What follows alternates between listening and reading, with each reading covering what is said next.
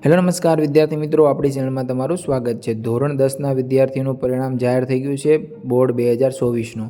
તો હવે વિદ્યાર્થી મિત્રો ઘણા વિદ્યાર્થીઓને આવા રિઝલ્ટ હશે જેમાં પ્લસ કરીને માર્ક્સ આપ્યા હશે અથવા તો આવી રીતે ફૂદડી કરીને માર્ક્સ આપ્યા હશે, એટલે કે સ્ટાર કરીને માર્ક્સ આપ્યા હશે। તો આનો મતલબ શું છે? આને આપણે ગુજરાતીમાં કૃપાગુણ કહેવાય છે અને અંગ્રેજીમાં ગ્રેસિંગ માર્ક કહેવાય છે।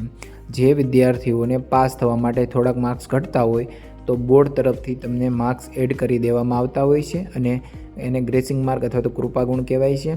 અને આ જે વિદ્યાર્થીઓને કૃપાગુણ મળે એ વિદ્યાર્થીઓ પાસ થઈ જાય છે, એટલે કે પાસ કહેવાય છે।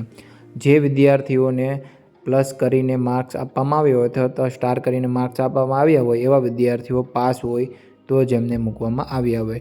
તો વિદ્યાર્થી મિત્રો જોઈ શકો છો, અહીં બેઝિક મેથમાં છે, એટલે કે બેઝિક ગણિત છે, એની અંદર તમારે 22 માર્ક્સ આવ્યા હતા। જેનું રિઝલ્ટ છે એને 22 માર્ક્સ આવ્યા હતા અને એને પાસ થવા માટે 26 માર્ક્સ જોઈએ, તો 4 માર્ક્સ એડ કરી દેવામાં આવ્યા છે। તો ઘણા વિદ્યાર્થીઓને એવા ક્વેશ્ચન હશે તો મને ગ્રેસિંગ માર્ક નથી મળ્યા, તો ગ્રેસિંગ માર્ક મળવાને લાયક હોય એવા વિદ્યાર્થીઓને જ ગ્રેસિંગ માર્ક મળતા હોય છે। ગ્રેસિંગ માર્ક કોને મળે છે એના માટે આપણે વિડીયો મૂકી દીધેલો છે। બધા જ વિદ્યાર્થીઓને ગ્રેસિંગ માર્ક નથી મળતા અને આ વર્ષે વધુમાં વધુ કોમેન્ટ એવી આવી હતી, 8 આવ્યા તો એક વિદ્યાર્થીને ગ્રેસિંગ માર્ક એકને 12 આવ્યા હતા। તો ઘણા વિદ્યાર્થીઓને સારા એવા ગ્રેસિંગ માર્ક આપવામાં આવ્યા છે। ખરાબ રિઝલ્ટ હોય ત્યારે ગ્રેસિંગ માર્ક વધારે આપવામાં આવતા હોય છે। તો વિદ્યાર્થી મિત્રો હવે તમને સમજાઈ ગયું છે, પ્લસ કરીને માર્ક્સ મૂકવામાં આવ્યા હોય એનો મતલબ ગ્રેસિંગ માર્ક અથવા તો કૃપાગુણ કહેવાય છે અને જે વિદ્યાર્થીઓને આ કૃપાગુણ મળે છે એ વિદ્યાર્થીઓ પાસ હોય છે।